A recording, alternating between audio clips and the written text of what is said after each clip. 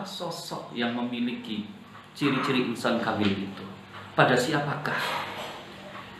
Ya, kalau kita kemudian bertanya, siapa yang menjadi idol, ya, yang menjadi teladan orang yang dikatakan memiliki karakteristik insan kamil? Ya, satu-satunya manusia yang memiliki karakteristik insan kamil adalah Rasulullah Muhammad Sallallahu Alaihi Wasallam, dan juga tentu para nabi yang lainnya, para nabi dan rasul. Dan yang lebih mendekati adalah para sahabat Nabi, orang-orang mukmin. Itu yang memiliki ciri-ciri insan kamil. Sehingga apa? Kita bisa membentuk diri kita menjadi insan kamil dengan cara apa? Meneladani Rasulullah Sallallahu Alaihi Wasallam. Itu kuncinya. Bagaimana kepribadian Rasulullah yang memiliki insan kamil? Yang pertama, ya, Rasul adalah orang yang amanah. Amanah ini berkaitan dengan aspek-aspek rohaniah. Orang-orang yang amanah adalah orang-orang yang memiliki iman yang baik, iman yang kuat. Dia dapat dipercaya. Karena apa? Memiliki keimanan yang baik, keimanan yang kuat. Yang kedua, Rasulullah SAW itu adalah orang yang fatonah, cerdas. Tadi punya intelektualitas yang tinggi, walaupun beliau tidak pernah belajar, ya, kepada para pendeta sebelumnya ataupun para pemuka-pemuka agama dari agama sebelumnya. Tetapi Allah Subhanahu Wa Taala mengkaruniakan kepada Rasulullah SAW dengan akal yang cerdas dan pandai. Ini Rasulullah. Karena Rasulullah SAW kemudian dengan akalnya mampu membaca fenomena sosial, fenomena politik, fenomena ekonomi, fenomena budaya, fenomena yang lain-lain, dan juga fenomena pendidikan. Maka beliau menjadi seorang pendidik yang sangat luar biasa. Itu Rasulullah. Yang ketiga, Nabi memiliki kepribadian sebagai orang yang sidik, jujur. Nah, jujur itu pada akhlak, pada moralitas. Ya.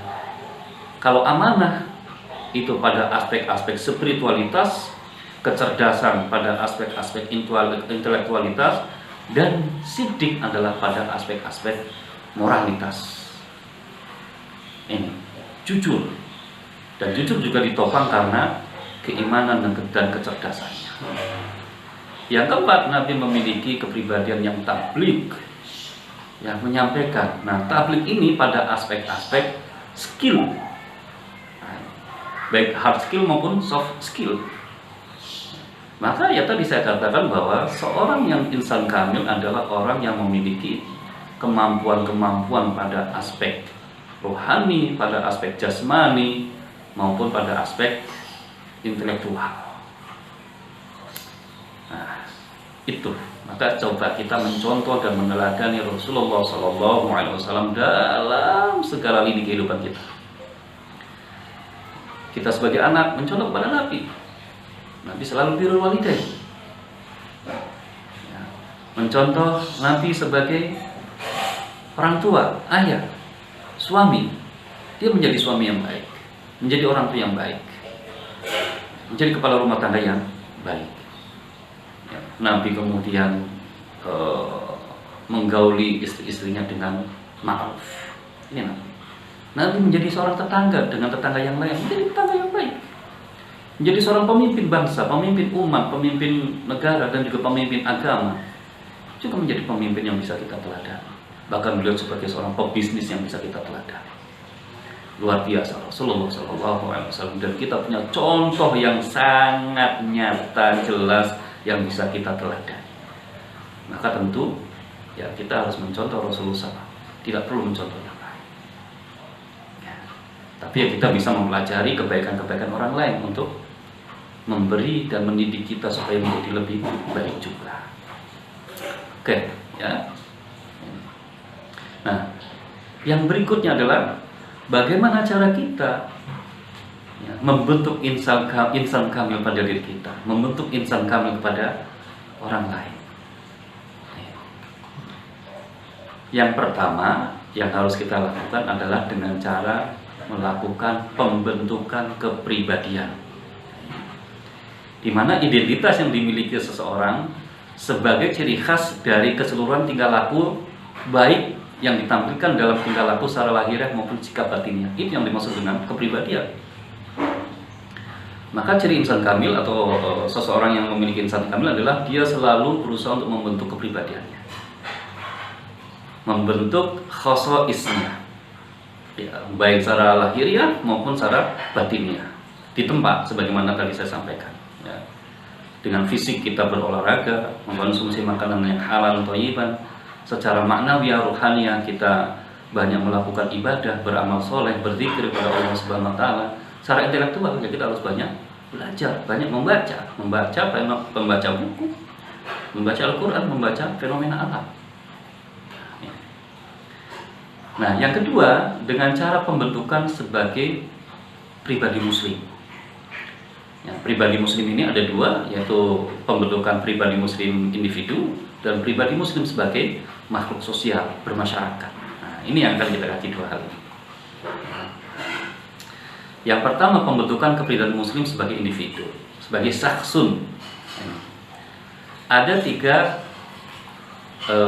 hal yang perlu kita lakukan. Yang pertama, di dalam pembentukan kepribadian muslim adalah ya secara individu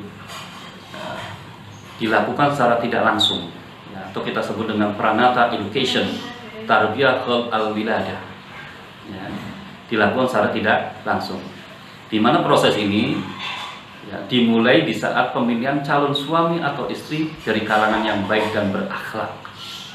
Maka saudara semua yang belum menikah, masih pada jomblo, ingat, ketika ingin membangun rumah tangga, mencari istri, mencari suami, bukan hanya sekadar didasarkan pada cinta, tapi pilihlah calon pasanganmu yang berbobot, berbebet, dan berbibit. Bobot, bibit, bebet, itu harus diperhatikan. Sebagaimana Rasulullah SAW menyampaikan dalam hadis, nikahilah kalian oleh kalian perempuan yang memiliki kecantikan, memiliki harta dari keturunan yang baik, dan yang paling utama adalah agamanya. Kata Nabi begitu. Ya. Ibaratnya seorang petani ingin menanam benih, carilah lahan tanah yang subur, yang baik, supaya tanamannya berkembang dengan baik. Maka cara mendidik kita sebagai pribadi muslim, ya, dengan cara, ya, ketika ingin mendidik anak-anak kita sebagai pribadi muslim, ya dengan cara mencari pasangan hidup yang baik. Oke.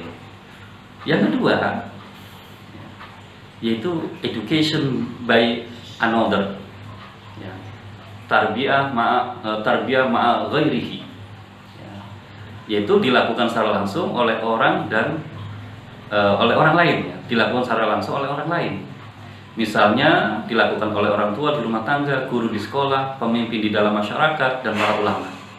Jadi sewaktu manusia dilahirkan tidak mengerti sesuatu tentang apa yang ada dalam dirinya dan di luar dirinya. Artinya tadi pada tahapan pertama, untuk mempersiapkan generasi yang baik memiliki insan kamil, carilah pasangan hidup.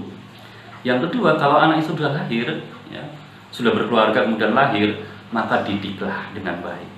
Sebagai orang tua berkewajiban mendidik anak-anak di rumah, guru mendidik anak-anak di sekolah, para ustadz, para kiai, para tokoh-tokoh masyarakat mendidik anak-anak di lingkungannya, di masyarakatnya. Ini education by another, tarbiyah ma'a ghairi. Ya.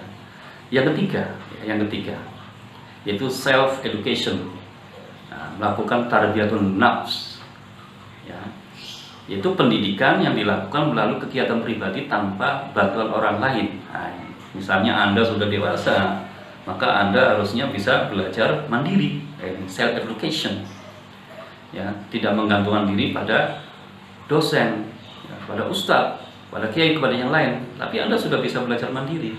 Kecuali kalau ada hal-hal yang memang belum bisa dipahami, silakan kemudian diskusikan, tanyakan kepada dosen, kepada guru, kepada kiai, kepada ulama, kepada ustaz. Ya. Apalagi Anda mahasiswa dituntut untuk bisa belajar mandiri, tidak boleh bergantung pada orang lain, dan Anda sudah bisa itu.